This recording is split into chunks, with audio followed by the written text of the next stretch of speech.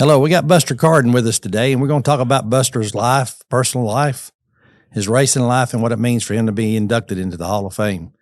Buster, thank you for coming today and sharing your story with us. Glad to be here. Good deal. Tell us about the early days of your life and how you got to Birmingham, and tell us about Lewis and how things progressed for you in the early years. Well, he just taught me a lot. Just always made me make sure it looked good and neat. Yeah. That was the biggest thing, and he taught me all of that, But I've washed parts for him to my hands, and hide was falling off, and he said, "Wash them." Again. So, and then just one day I told him I was going to build me a race car and outrun him. So Wow. I did. And you did. Yeah. Tell me about the first race car you built there. I built a 62 model Chevrolet for Benny McDaniels. Okay. And we had a lot of fun. Won championship at Birmingham and at St. Reed's the same year. Wow, that's pretty good there. And then as you progressed with this, you started building cars and also motors and things for people also, correct? Yeah. Okay. Just done it all, Yeah. And you were telling me a little bit earlier about your being in the stands and going to the races and having a desire to start racing. Yep. All right. How did that get stopped, or what changed your mind? Well, I went every Friday night, and we sat in the same spot every Friday night. And this lady, she was always in the same spot too, her and her husband. And her name is? Josie. Everybody remembers Josie. Yeah. Okay. And Jerry McCormick had a wreck on the front straightaway right in front of us. Uh-huh. And I said, "That's not for me," Right, yeah. Because Jerry got hurt pretty bad at that time. Oh, he was, yeah. Never raced anymore. Wow, yeah. And then you told me a story about Stanley also got your attention. So I had made up my mind I was going to go in the pit. Lewis had him a car, so we was going to go out there, and I was going to go help him in the pits. So I walk up to the back gate, and here goes Stanley in the air upside down the back straightaway. Right. It hits the fence. Wow. And I said, "Whoa, this ain't for me here," Yeah. I said, "This dangerous there, where you go?" So it's just a bunch of bull, and stuff. I went through a bunch of stuff in my life, with the race cars and stuff, helped a lot of people, You have helped a lot of people. Tell Tell me some of the ones that you really enjoyed working with and you really knew that they had a lot of talent. Mike Alexander would probably be the best, I mean, he really loved his race cars. Yeah. And he wanted to do good. You know what I'm talking about? Yeah, and y'all were working at Bobby Ray's at that time. We were building the cars at Bobby Ray's, Yeah. And now this was at Bobby Ray's house that we was doing all this. Is that right? Yeah. Okay. It wasn't a big shop then. Yeah. But Mike, he really loved his cars, in which Bobby Ray was in it for money. Sure. I mean, if they're going to pay you to do it, do it, Yeah. How did that deal come about? Do you have any idea? Lewis was building cars at Bobby Ray's. Okay. And he built cars for P.B. Crowler. And that's the car, that 48, orange and white 48 car. Yep. That's the one that Darrell Brown drove, and Lewis built that car. Okay. Yeah. And they just got going from there, and then and Bob Ray would do stupid stuff. I mean, real bad stupid stuff. I mean, he just sit and think about stuff. And that's where Larry McReynolds got started at, right there. Yeah, I remember. And I remember he worked out there with us, And Larry's got to be an interesting story, coming in as a young kid, probably not knowing much, and you guys introduced him and teaching him a lot of good things. Well, he was a good guy now. He was a worker now. I mean, talking about now, he worked for Charles Finley in the junkyard, and when he got off, he come to Bob Ray's. Wow, yeah. And he would stay out there to 8 or 9, 10 o'clock at night and work, Bob Ray going to the house. Right.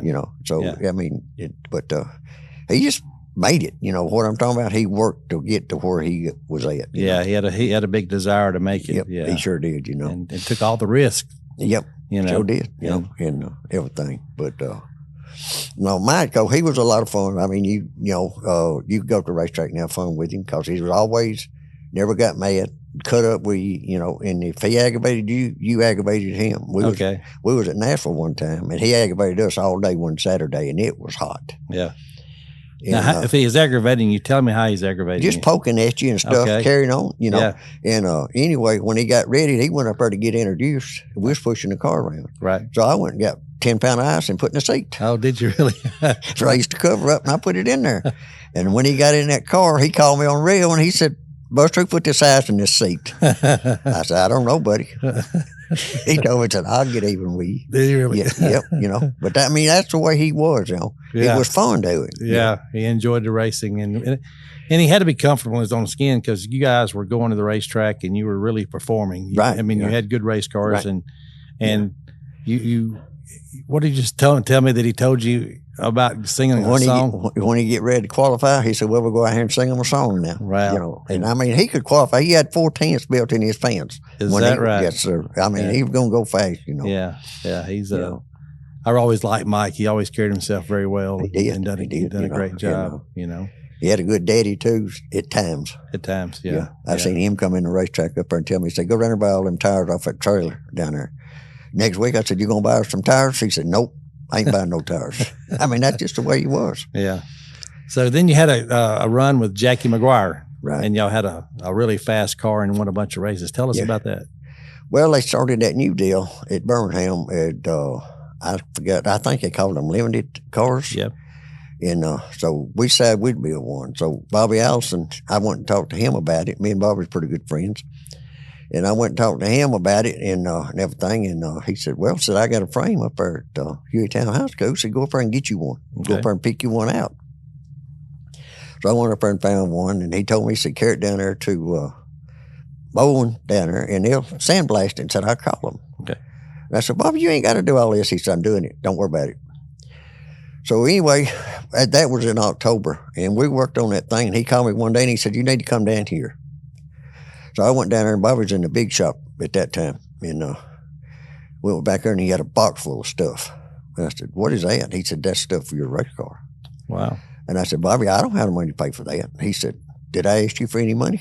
Wow. And I said, no, but I said, I don't think you ought to do it. He said, me and you buddies.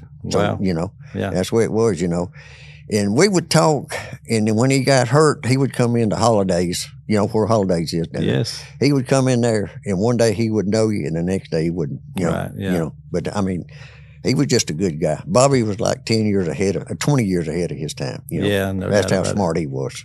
You told me one time after he came in to drive somebody's car, and he's following your car around the track, and Jackie's driving it, correct? Right. And he'd come in, he drove Roy Milligan's car. Okay.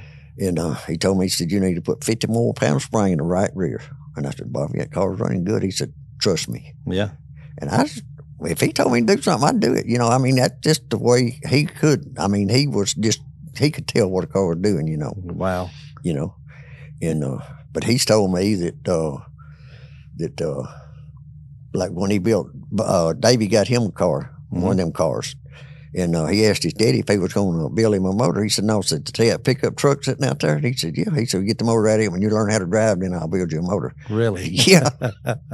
And Charlie Wright, helped Davey. Yes, for a long time. Yeah. Yeah. Davey was a good guy. Yeah, Davey was a good guy. Yeah. And he was the same after he made it and everything. I mean, he was a good guy. I totally. Now, Larry Armstrong, you had a good career with Larry. Tell me about your relationship with Larry. Well, Jackie won the championship, so you had to move up. Okay. So I gave the car to Jackie and him, and I had the motor and transmission and sold it to Lewis. He was going to build him one. Okay. So anyway, Larry comes in and wants to buy it. Mm-hmm. And I said, well, let's go on. He said, well, build me one just like it. So anyway, I built him one. He said, you going to help me? And I said, yeah, I'll help you. So we won the championship with it. So his days are over with now, Yeah. And but Larry was a good guy. I mean, he'd studied his racing, but you can't, you got to build, when you build somebody a race car and you're going to help them, you got to keep that race car to where you'd see it every day. That's correct. Not take it to them and not knowing, that's just the way I was. I said, if I'm going to keep it up, I want to know where everything's going on it. Right. We talked a while ago and we counted 35 cars that we could put our hands on or to verify that you built, but we know there's many more than that. And you help so many different people. Billy Melvin's going in to the Hall of Fame this year, and I asked him this question: what it meant to him to be going in the same time that you were going into the Hall. And he was very thrilled about that. He was because he has a lot of respect for you, and you went way out of your way to help him. They started a class out there at Birmingham, and I forget what it was. Anyway, Billy said, I want one of them cars. Mm-hmm. And he come to the shop. It was at RPM. And we building this car. And I'm telling you, we nearly had a fist fight every day over a car. Yeah. But we got through that car, and he kept on crying about it, calling and raising Cain about it going to be illegal and all that, So anyway, Greg Paznell, he had called me, wanted one of them. So we sitting in there, me and Billy's working on it. And I said, if you want to sell this thing right there, come to me and they'll buy it. And before he left there, Greg bought it, wrote him a check for it. Wow. Well, Greg drove it. Billy didn't get to drive it, but later on, Billy got to drive it. Yeah. He said, man, I messed up when I sold this car. He said, I messed up, and they won a bunch of races, and then Greg sold both of them to somebody in Dothan, and he wrecked the one, and he brought it up at the shop. I said, I ain't fixing that thing. Right. Because me and Greg had kind of had a bad deal, Right, yeah. And so, Tell us about your time with Dennis Reno. How did you get hooked up with Dennis Reno? He got tired of me and Ken Smith outrunning him. I like it. Yeah, well, I'm just telling you, Sure. I mean, and we just, Ken, he was a good guy. But Ken was a happy-go-lucky person. I mean, but he could drive a race car. And if you told him that thing go around there wide open, he'd ask you, will it stay? Yeah. And if you told him yes, he's going to run it wide open. That's just the way he was. Yeah. And, but we just had fun, and they just, Ken and them, they'd help the cars today, and then they'd sell them, and then tomorrow it'd be another, 2 years from now they'd do it again. It never was a consistent thing, and so but we had a lot of fun with him. We won a bunch of races, we run the Snowflake Cup 3 times, and, and won a bunch of 100-lap races down there at Pensacola, And so Dennis comes over to your shop. Yeah, he told me, he said, I want to go in, when he bought RPM out too. Oh, okay. And he said, I'm going to open up a parts house, and I want you to build cars in the back. Wow, okay. And so I didn't realize till just then that's where the RPM came from there. Yeah, he kept RPM, but he made it Reno Motorsports, Okay, I didn't really understand that. Okay, good. So, but so we go out there one day, when we ride around all day looking for a building. And so we finally found one that then he said, well, let's just buy this. I'll just buy this one, and I'll add a big one on the back. And Leland Shipman come out there and built the back part on it. And, and so we went to work. John Osley, who's going in the Hall of Fame, he run the parts. Is that right? Okay. Yeah, Okay. So, so we just got started, and I built the first car, and that thing stayed leaning up against the wall for probably 3 months, 6 months, Dennis came in one day and said, I want that car put together. First time we carried to the racetrack with Jerry, he said it's the sorriest race car he ever sat in land. Then after that, it was the best race car. He said, anybody can drive that car. He said it was a perfect race car. Really? Wow. So, you got to work with Jerry Goodwin? Oh, yeah. For how many years did you, I guess the whole time you drove for Reno, correct? Just about, yeah. Yeah. Okay. And tell us about Jerry as a driver.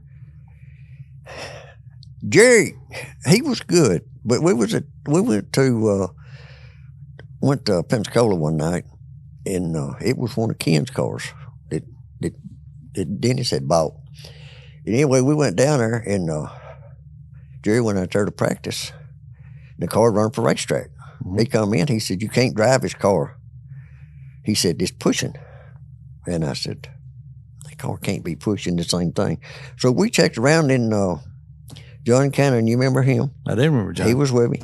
And he said, so let's just put some bite in it. So we started putting bite in it. He go out there and he said, you didn't hip it none. So the next time I did it, I walked down the corner and looked at him, watched him. He go down there and the wheels are turned right instead of left. Yeah. So he comes in, and I said, Jerry, I know what to fix this car now. He said, what? I said, it ain't loose. It ain't tight, it's loose. And boy, did he ever come apart.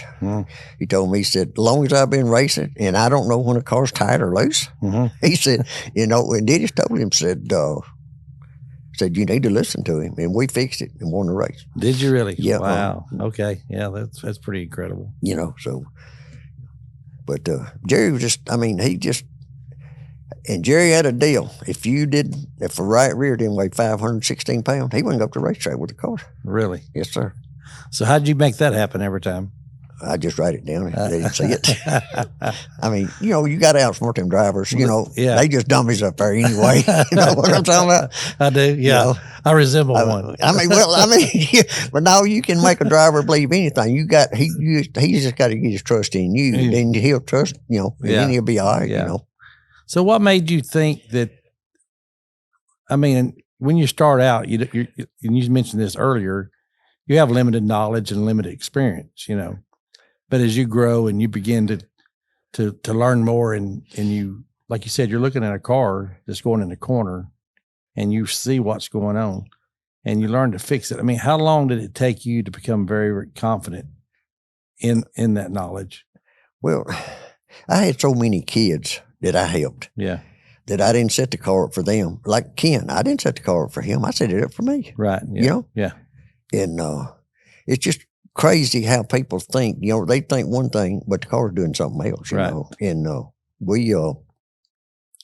and I just study a race car. In other words, I'm on where I'm at. And I try to tell everybody that. Yeah. And so you had your baseline in your mind what you wanted the car to be and do. Right. And then after you worked off that baseline for some time.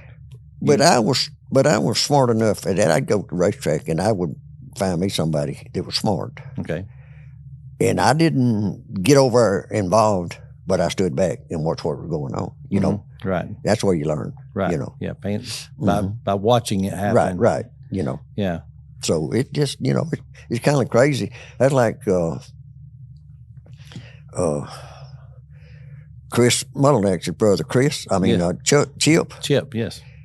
He kept his car down at the shop. Yes. And one night Ken wasn't going to race, and I told him, I said, I called him up. I said, "You gonna go to the racetrack tonight?" Yeah. And I said, "I got you a crew chief." And he said, "Who?" And I said, "Me." Yeah. He said, "Well, get it ready, and I'll meet you out there." So we go out there, and he's out there running, and he comes in, and he tells me, he said, "We got a problem. We're over here, coming off 4. I said, "Chip, that ain't the problem, buddy." He said, "That's where it's bad at." I said, "No, it starts right here." And it winds up over there, Yeah. So we made an adjustment on it. And Jimmy Kitchen runs second. He was fixing to lap him.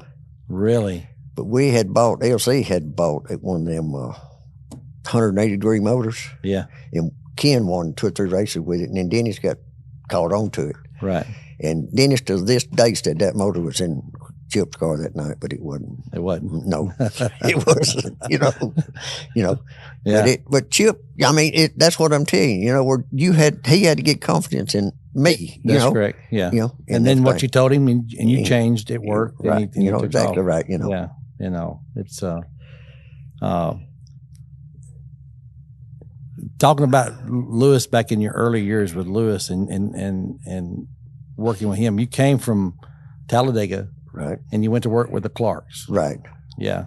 In their dealership, not to work on race cars. Okay. But Lewis was keeping the race car up. Okay. And you're working there during the day, and in the evenings you're going over there and working on the race cars at night. Right. And this is one of your first experiences working with the race cars? Yep. Yeah. Yep. Mm-hmm. And well, now, I take that back. We had bought an old car up there when I worked up there at the truck place shop in Anniston. Yeah. We paid $65 for this thing. It had a barrel found with it, but I had to put $20 in the thing to buy it. But they raced it, and I'd go up there to Anniston Speedway and watch them, just have fun. Never got involved in it or nothing, Okay, yeah. And then, but when I come down here, I just got more involved in it, Right. Okay. And what does it mean to you? I know we spoke earlier about going into the Hall of Fame. As the names that there's a lot of great names that are in that were put in it, and you worked with many of those guys. Yep. And you spent a lot of time with them, and probably even the crew chief their cars or built them cars. What does it mean for you to be inducted into the Hall of Fame? Well, I'm the one I don't like all that glory. You know what I'm talking about? Sure. And I always assumed to see somebody else get in it. Right. And I never even thought about getting voted in. You know what I'm talking about? I agree. And everybody just kept on, So I guess I belong in it. You do. There's no doubt you belong in it. You know. So and it's got to make you feel good to know that the people that you work with and race with. Lewis is in it, and Lewis is in it. That's right. Yeah. And for you guys to be spoken of in a way that makes you one of the great ones, or one of the good ones that raced, it's got to make you feel good to know that you're considered and to be a really good racer. Well, I just and I'm paying for it now. Back when I was young, I didn't know what time was. Sure. I mean, I just stayed and fought it till I got it where I wanted it, right. and now I'm paying for it because I done got old and can't do it like I used to. But I still love it. Right. You know what I'm talking about? Yeah. And your asphalt career lasted for quite a long time. And then you got involved in some dirt racing. Right. Yeah. Tell us about what got you into the dirt racing. This friend of mine named Justin McCree. Yeah. All right. He was, I built his first race car. We built it at RPM. Okay. And he run that thing. And anyway, he decided he was going to start building cars. Okay. Well, he gets mad at me because when he's putting the body on, I tell him, I said, measure 3 inches. Put them pot roofs at 3 inches. He said, that's stupid. I said, no, it ain't. Yeah. I said, that's the first thing I look at when I walk up and look at a car. It's just if the pot roofs are straight in it, That's correct. And so anyway, I was working at the Notches. Yeah. And he was running dirt. And so we was on bumps, but they didn't even know what a bump was. Right. So he had him a car, and I told him, I said, you need to get on these bumps, is what you need to get on. He said, what is that? Okay. And so I showed him, and he was going to some racetrack up here close somewhere, but we was at Shelby Concrete, and I can't remember where he was going anyway. And I told him, I said, take these things and put them on there. And I said, get you an inch and a half difference, Mm-hmm. And I ain't never fooled no dirt car, right? And I said, now this thing, I said, don't be putting these shims right here. And I said, this thing don't, if you put it over a 16th in, I said, it'll go from loose to tight, Uh-huh. So anyway, he goes up there and he gets to practice, and he called me. He said, Buster, he said, this is the damnedest thing I've ever seen in my life right here. Yeah. And the guy that built the car told him, said, you need to get away from that asphalt stuff. He said, that stuff ain't going to work. Wow. Now everybody on dirt is on bumps, but it all just fed down here, It does. It starts somewhere and then it just feeds continues. on. Yeah, that's right. correct. Exactly right, Yeah. And, but it's just, I've had a lot of good times and I've had a lot of bad times, Yeah. And, so what were some of the hardest years you went through racing? You feel like? I've never really had a hard time, 'cause, I've always had good luck. I ain't bragging, but I've always had good luck with the cars I build, Sure. if people will listen, Right. Yeah. So it just went from that, and then like I told, we talked about BJ McLeod, he come up here and he was 15 years old and racing, and he'd tear the body off and I'd put a body on for him and everything. So they hired me for a year, made me sign a contract. And I went down there and I was so proud when that year was up. I was ready to come back home, and they just said, he was 15, but he could drive a race car. But the luggage that went with it, it wasn't good, Yeah, I understand. So at this point, is there anybody else that you'd like to speak about? We wrote down several different names. Yeah. Well, Bubba Pollard, I helped him for a year. Yeah. And I'd go over like 1 or 2 days a week, and help him. And I taught him that the car need to be ready at the shop. Mm-hmm. Get the car ready to race at the shop, not on the, at the racetrack. Yeah. And now he does it, and then, Yeah, you've got to give him his accolades because he has become one fast race car driver. Oh yeah, and done a great job. Yeah, Speaking here, I think he had his best shot the other night to win the Snowball Derby. Yep, but that was one of them racing accidents. I think Yeah, they're both. They're both trying to win it. So that's right. ain't nothing you can say. Yeah.